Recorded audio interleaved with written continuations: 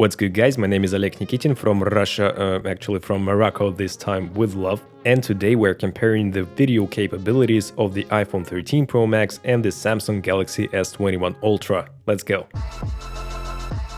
A year ago, I've already compared the iPhone 12 Pro Max with the Samsung Galaxy S21 Ultra. I'll leave a link down below and in the YouTube card as well. It's a very detailed comparison, by the way. And very soon I'll post the photo comparison of the 13 Pro Max and the Galaxy S21 Ultra. That'd be interesting. Full disclosure, neither Apple nor Samsung did pay me. I just compare both pictures side by side on my 5K iMac monitor and just comment those to my taste. And I'm pretty picky in this term. Let's start off with the ultra-wide cameras. We can straight away see that the iPhone has better stabilization, the footage is not that jerky. Also, you can see in the blue part of the sky very noisy picture on the Samsung. I don't know why it is like so, but it was a very bright day as you can see. And when we zoom in, we can see that the detail is kind of similar, but the Samsung is struggling with the noise once again. On the main camera module, we see comparable sharpness, but when we zoom in, we can definitely see that the iPhone is a touch sharper as well. I mean, it has more detail, the real detail, not sharpening. And now 3x telephoto cameras, pretty comparable picture qualities and sharpness and detail levels, but the stabilization on the iPhone is much better. I'm not a hater of Samsung or Apple fanboy, I just look at the pictures and comment those. This is what I see. If you're not agree, you can comment down below, that's okay. And now the 10x digital zoom in camera on the iPhone and 10x camera, the separate camera, the proper camera on the Samsung. Of course, the Samsung has a little more detail, but still I don't like both of those pictures. And now one of the weirdest part, this is 4K 60. The thing is that the iPhone has 4K 60, kind of the same as 4K 30, 24, 25, it's pretty sharp indeed. But the Samsung has some kind of 720p over sharpened mass. I don't even understand why they put this mode in their cameras because it's just horrible. And it applies to all the camera modules, just look at it. That's not cool. Samsung, do something with it, at least in Galaxy S22 Ultra, please.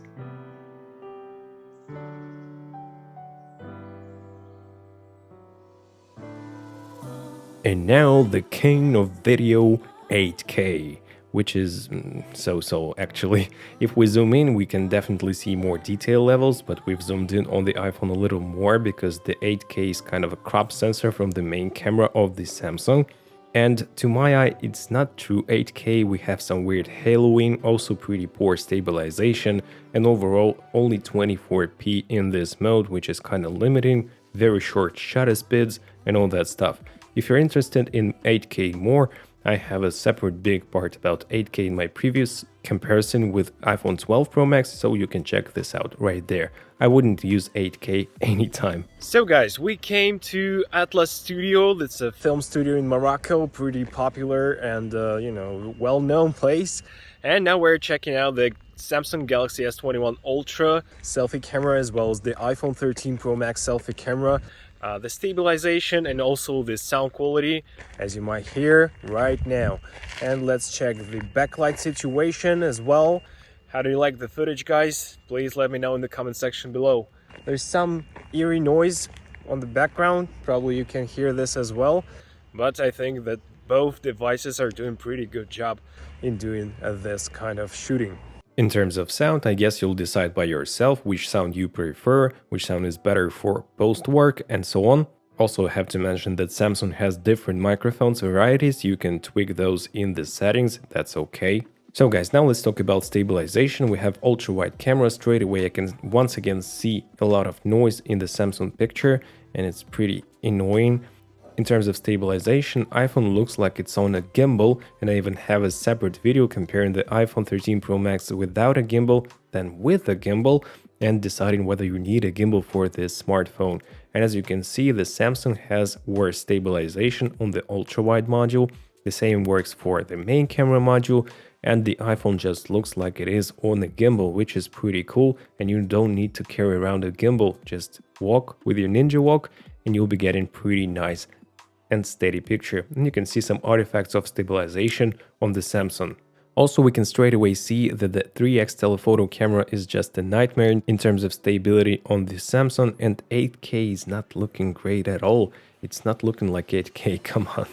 And the stabilization is also kind of artifacty, if there is a word. Also, we have a super steady mode, which is 1080p 30 only on the Samsung, and it's looking pretty bad. It is as steady as the iPhone's normal picture, but you know, 1080p, come on Samsung, just make your cameras steady at least in 4K 30, please. In 4K 60, the situation is kind of the same as in 4K 30, and the picture quality is kind of so-so. It's because we have always sun. It gives a wonderful light to the camera, and they can shoot anytime they want, in the summer, in the winter, anytime they want. They put costumes, we give them the hotel so they can be close to the decor. They put costumes, we give him the hotel so they can be close to the decor. Also, you can shoot like picture-in-picture mode with the Samsung, which is cool. As you can see, now I'm shooting myself and also what I see with my own eyes. That's a cool feature that iPhone doesn't have, but you can install a third-party app. It's a paid one if I'm not mistaken, and you'll get some similar results. Now about slow motion, I've messed up the settings a little bit, I guess, so you can watch my previous video. There is a ton of slow motion footage, even in low light, but as you can see, 120p is looking okay, and 240p is kinda so I wouldn't use 240p anytime. And now the time lapses, 1080p on the iPhone for some reason and 4K on the Samsung, which is much better and sharper. I'd prefer Samsung in this term. So guys, this is the cinematic mode on the iPhone 13 Pro Max and the video portrait mode on the Samsung. And as you can see, the background is pretty blurry. The thing is that you cannot adjust the blur afterwards on the Samsung, but you can on the iPhone. You can make it less blurry, you can make it even without any blur, basically, and it's good. The cinematic mode is only 1080p 30 on both cameras, and as I said before, the portrait mode is just stuck with the picture, and with the cinematic mode you can just get rid of the blur, or you can lower it down or raise it up as you want to. So now let's check out the footage with lower f-stop. It was f2.8 on this, and now let's change it to f5.6, and as you can see we have less artifacts of this cinematicness and blurriness, and probably 7.1 would be even better, and we'll see less and less artifacts, which is cool. And on this picture you can see that the iPhone is doing pretty good job compared to the Samsung. It's not as artifacty once again, and I do like it. Oh yeah, by the way, every shot you make, every video you make with the Samsung contains one black frame in the beginning. A year ago I already complained about it, and Samsung did nothing about it in a whole entire year. That's strange, guys. Maybe I'm a little hard on the Samsung, but just don't make a black frame in the beginning of each video clip you shoot. In terms of low light scenarios, the ultra-wide camera is a little better on the Samsung. The normal camera, main camera, is a touch better on the iPhone, as far as I can say, and the 3x telephoto camera is better on the Samsung. In extreme low light situation, we can see that iPhone retains more dynamic range. You can have a look at this little shiny star at the left of the picture, and overall less noise on the ultra-wide lens. On 1x lens, I would prefer the black sky against this noisy mess on the Samsung, as you can see, and also iPhone retains a little bit more detail. And then 3x camera, I'd say I would prefer the Samsung's 3x camera because it retains a little more detail and has a touch less noise. So guys, let's conclude. iPhone is still the king of video, and it's just no doubt. You can write down in the comment section below why you think the Samsung still has this poor 4K 60. Is the 8K worth it? How do you like 8K? Why is it the black frame in the beginning of each video on the Samsung? And overall, your thoughts. If you did enjoy this video, please smash the like and subscribe buttons as I say in my videos, and hit the notifications bell. The photo comparison is coming out very soon, and the Samsung has much more chances in this comparison. Also, if you did enjoy the views of Morocco, there will be a ton of videos from there, so stay tuned guys. Here is my Instagram and a couple of videos for you to watch next. This was Oleg Nikitin from Russia with Love, and I see you in the next video. Take care, bye.